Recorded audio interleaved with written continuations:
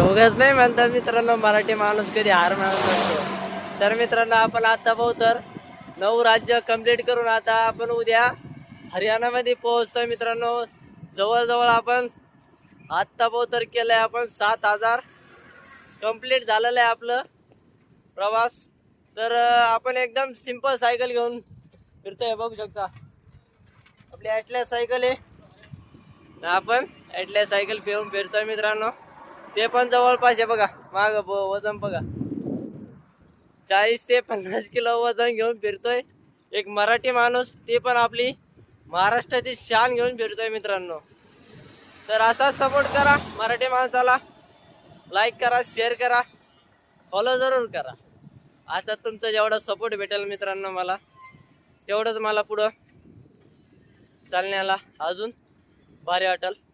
तर मित्रांनो, तर तुम्हाला